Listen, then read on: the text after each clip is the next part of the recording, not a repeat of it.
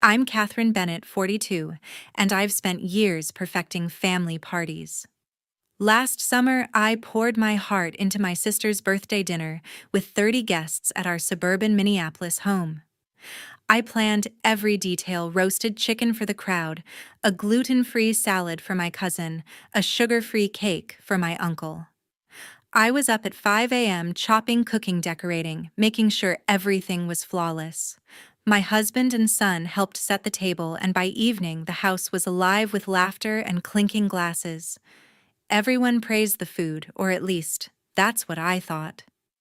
As I cleared the plates, my parents stood up, their faces stern. By the way, my mom said we took a vote. From now on, you're not allowed to cook anymore. You're too controlling. My sister smirked, adding, "And honestly, no one even likes your food." The room went silent. 30 pairs of eyes landed on me, waiting for my reaction. My heart sank, but I forced a smile. "Thanks for being honest," I said, my voice steady. I turned back to the dishes, hands trembling, their words echoing in my head. A month later, they called non-stop, complaining that the parties without me had turned chaotic, and guests were starting to get upset. I simply replied coldly, "Ask the people who voted that day. Would you forgive them or walk away forever? Tell me in the comments. I've always been the one who holds things together." For my sister's birthday last summer, I took on the challenge of throwing a dinner for 30 people at our house in suburban Minneapolis. It wasn't just a party, it was a mission to make everyone feel special. 3 weeks out, I sat with my husband Gregory at the kitchen table, scribbling notes. We emailed cousins, neighbors, and friends to confirm who was coming. My cousin Diane texted about her gluten-free diet, and my uncle called insisting on a sugar-free cake. I nodded, jotting it down. I'd done this before, and I knew how to keep everyone happy. A week later, I dove into planning. I spent hours researching recipes, flipping through cookbooks and websites. I settled on roasted chicken with rosemary, a gluten-free kale salad with lemon vinaigrette, garlic, mashed potatoes, and a sugar-free chocolate cake. Every dish had to be perfect, a reflection of the care I put into family. I called Diane to double-check her preferences. She was thrilled about the salad. My uncle grumbled about no boring desserts, so I tested 3 cake recipes to get it right. I wanted every bite to feel like home, like love on a plate. The day before, I hit the grocery store, pushing 3 carts through crowded aisles. I grabbed 20 pounds of chicken, fresh kale, specialty flours, and herbs. Back home, I chopped vegetables, marinated meat, and mixed batter until midnight. My hands were raw from scrubbing pans. Gregory hauled out folding tables for the backyard, joking, "You're running a restaurant here." My son Nathan dragged chairs from the garage and hung fairy lights across the patio. "Looks awesome, Mom," he said, giving me a fist bump. Their help kept me grounded, but I was still the engine driving this. At 5 a.m. on the party day, I was back in the kitchen, stirring saucepans, checking ovens, and whisking dressing. My hands cramped from piping frosting onto the cake. I barely ate, too focused on timing everything. By noon, I set out tablecloths, arranged sunflower centerpieces, and tested the playlist classic rock for the older crowd, pop for the kids. I checked the chicken every 20 minutes, paranoid about overcooking. Gregory gave me a quick hug, saying, "You're killing it, Kathy." Nathan grinned, folding napkins. I smiled back, but my eyes burned from lack of sleep. I was running on adrenaline and coffee. When guests arrived, the backyard came alive. Neighbors complimented the setup, saying, "Kathy, you've outdone yourself." Cousins grabbed seconds of chicken, raving about the rosemary flavor. Diane cornered me, holding her plate. "This salad is unreal," she said, her smile wide. My uncle sliced into his cake, nodding. "Not bad, Kathy. Not bad." Friends toasted to my sister, their glasses clinking under the lights. The energy was electric: laughter, stories, music. I moved between tables, refilling drinks, swapping empty platters for fresh ones. A neighbor, Tom, called me a genius for pulling it off. I nodded, but my legs felt like lead. As the night wore on, I hit a wall. My feet ached, My back screamed, and I hadn't sat down once. Gregory noticed, whispering, "Take a break." I shook my head, grabbing a stack of dirty plates. Nobody else stepped up. Not Diane, not my uncle, not even my sister. They kept chatting, laughing, eating. The praise, "perfect, amazing," rang in my ears, but it felt hollow.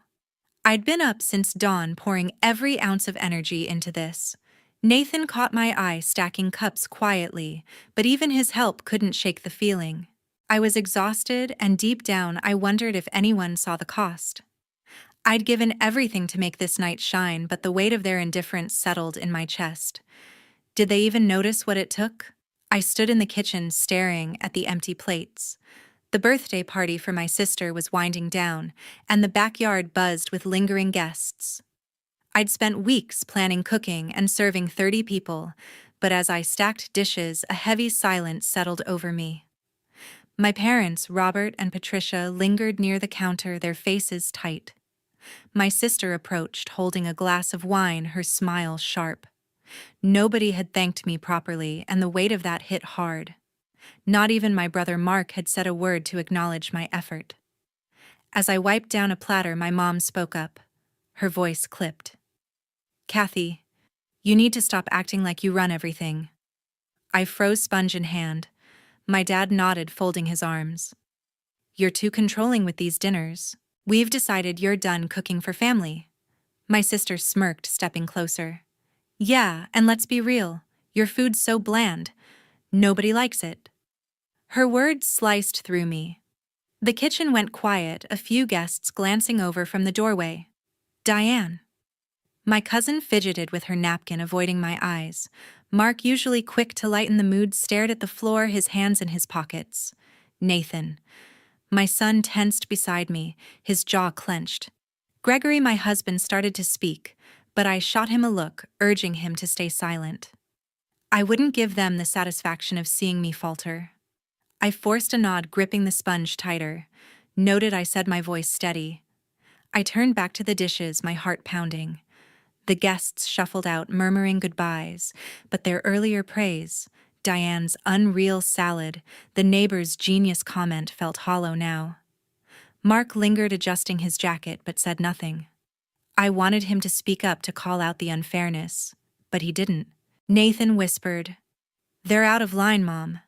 Gregory squeezed my shoulder, his eyes fierce, but I shook my head. I needed to process this alone. As the last guests left, I carried a stack of plates to the living room to clear the coffee table. That's when I overheard my sister on her phone, her voice low but smug. "Just closed a deal, $10,000, she said, pacing near the couch. "Mom and Dad's 40th anniversary is going to be huge. I'm booking a fancy restaurant downtown. No more of Kathy's boring dinners dragging us down." My breath caught.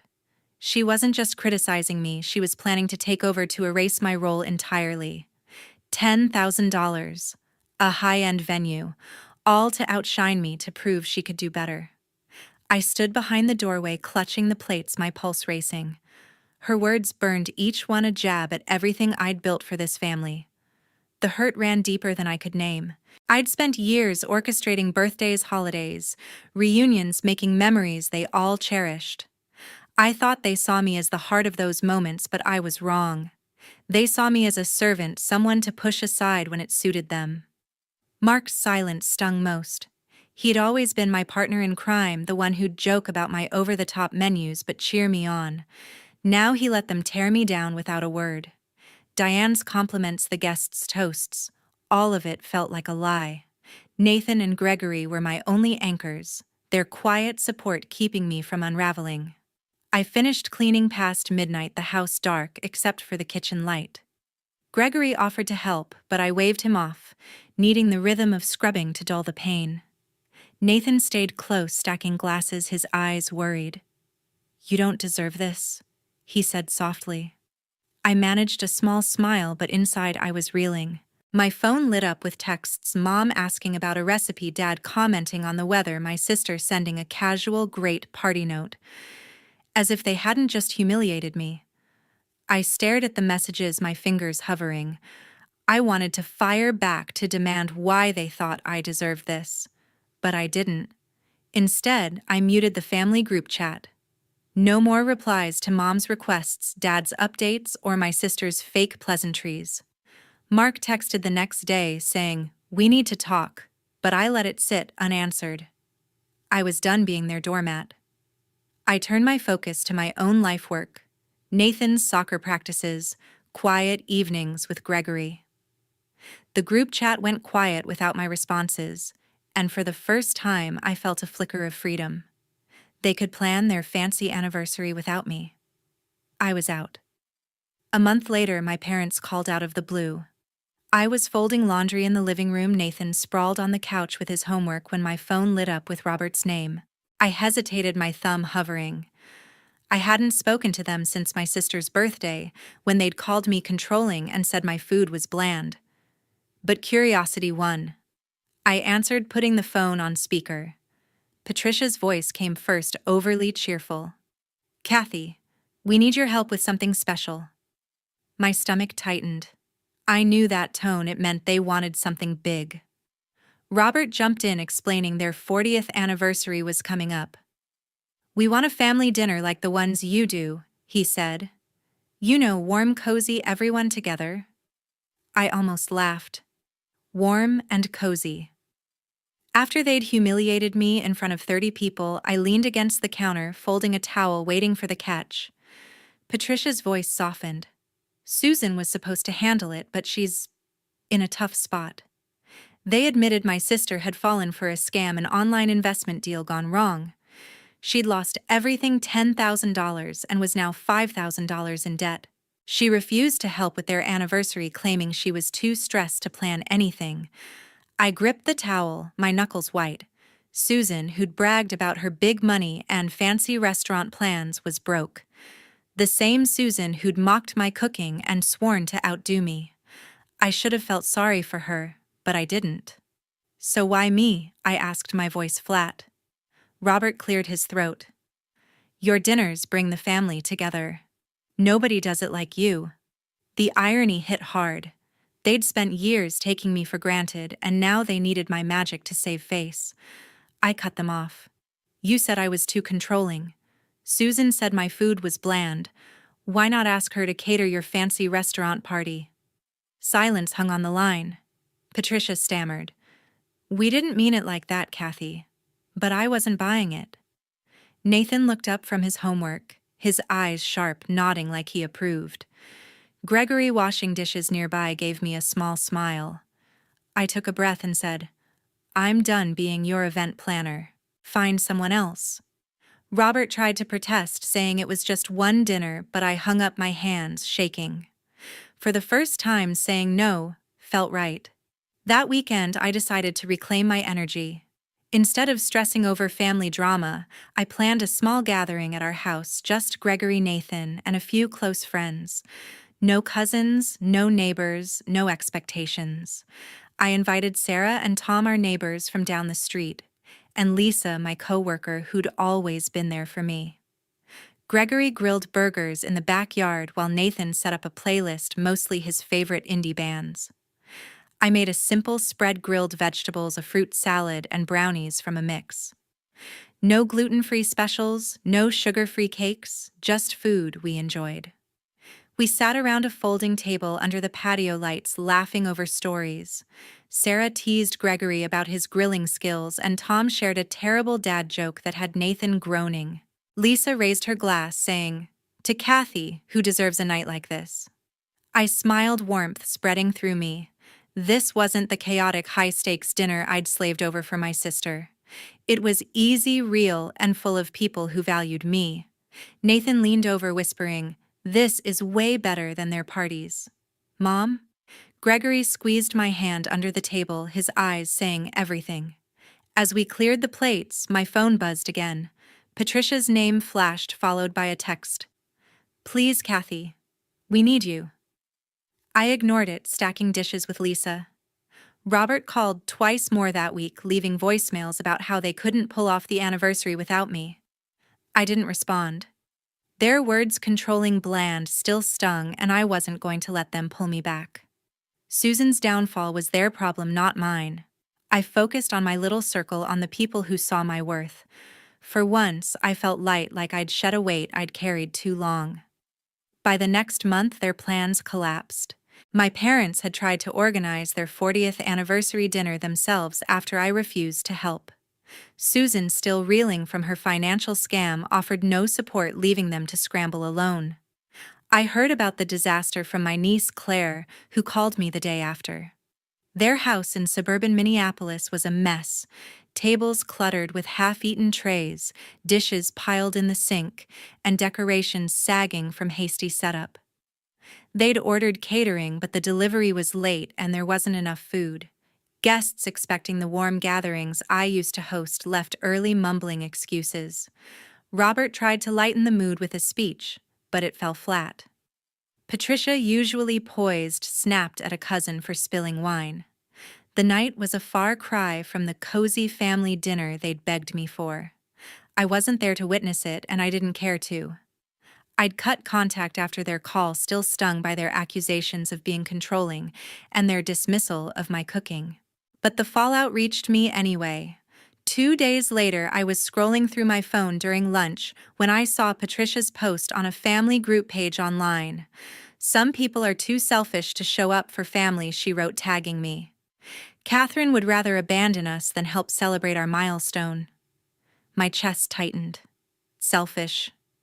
After years of planning their events, cooking their meals, cleaning their messes, I stared at the screen, my coffee growing cold. The post had likes from Susan and a few distant relatives, each one a jab.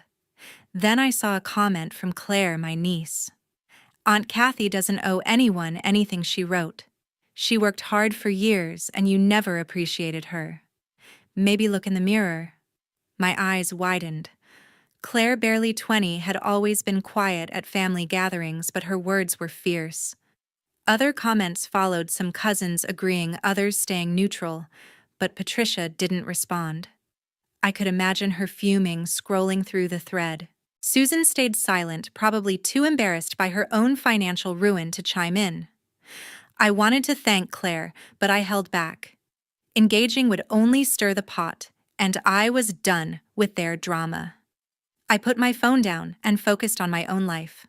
That week, I was busy with work, helping Nathan with a school project and planning a hiking trip with Gregory. We'd been spending more time with our close circle, Sarah, Tom, and Lisa, from the small gathering I'd hosted. They didn't expect me to play the perfect host or beg for their approval. With them, I could just be me. One evening, Lisa invited us over for pizza, and we laughed over a board game until midnight. Nathan teased me about my terrible dice rolls, and Gregory winked, saying, "You're still the best at throwing parties." Their warmth reminded me what real connection felt like.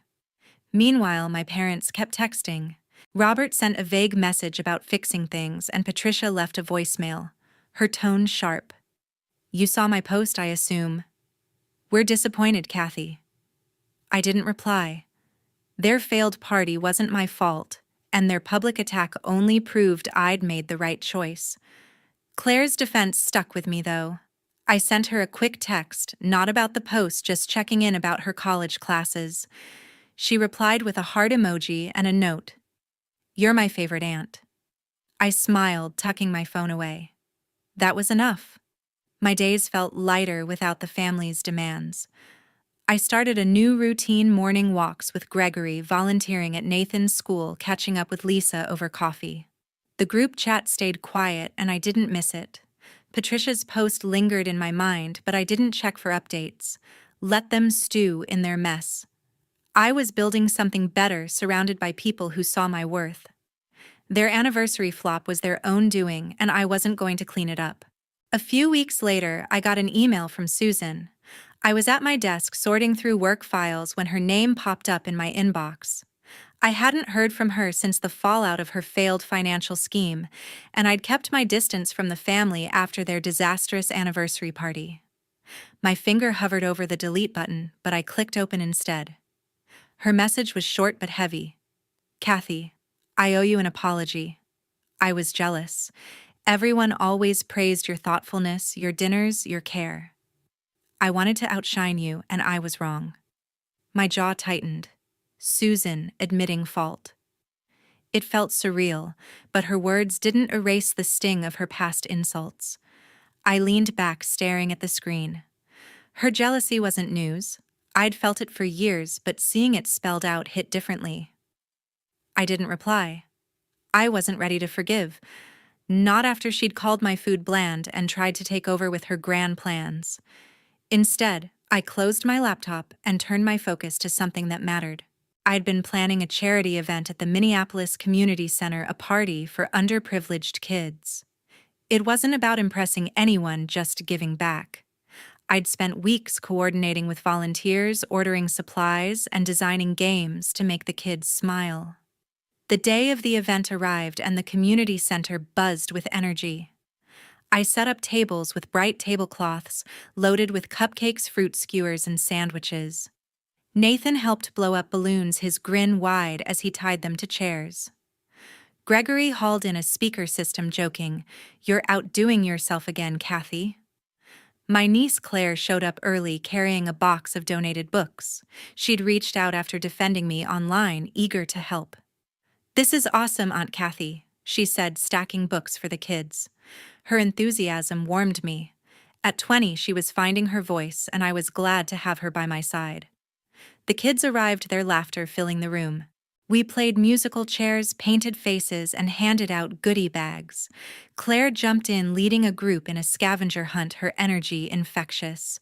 One little girl hugged me, saying, "This is the best party ever." I smiled, my heart full. This was why I did it, not for praise, but for moments like these. During a break, Claire pulled me aside. "You're the only adult I trust," she said, her voice steady. "The rest of the family, they don't get it." I squeezed her shoulder too, moved to speak. Her words meant more than Susan's apology ever could. After the event, I cleaned up with Nathan and Gregory, stacking chairs and sweeping glitter off the floor. My phone buzzed, a text from Sarah, my neighbor who'd volunteered too. "You made those kids' day," she wrote. I smiled, tucking my phone away. Back home, I checked my email again. Susan's message still sat there unanswered. Part of me wondered if she meant it, but I wasn't ready to dive back into family drama. I'd built something better, connections with people like Claire, Sarah, and my little crew who valued me for me. My days stayed full. I helped Nathan with college applications, went on evening walks with Gregory, and met Lisa for coffee to plan a book club. Claire started texting me regularly, sharing updates about her classes and asking for advice. I loved her spark, her willingness to stand up for what was right. The family group chat remained silent, and I didn't miss it. Robert and Patricia hadn't reached out since their failed party, and I didn't expect them to. Susan's email was a crack in the wall, but it wasn't enough to pull me back. I was done carrying their weight. My life, my real life, was here, with the people who saw me clearly. By the next holiday, my family was unraveling. It was Thanksgiving, and I was setting the table for a quiet dinner with Gregory, Nathan, and Claire when my phone rang. Patricia's name flashed on the screen. I let the call go to voicemail, but curiosity got the better of me. Patricia's voice was strained, almost desperate. "Kathy, we're in trouble. Please call us back." I set the phone down, my gut telling me this wasn't just about holiday plans. Later that evening, Robert called again. I answered, bracing myself. He admitted they were drowning in debt, $20,000 piled up from medical bills and bad investments. They'd been arguing nonstop, unable to pay it off. "We need your help," he said, his voice low. "Not just money, but to bring the family back together. You're the only one who can." Patricia chimed in, pleading, "We miss your dinners, Kathy. They kept us grounded." I clenched my jaw, their words stirring up old wounds.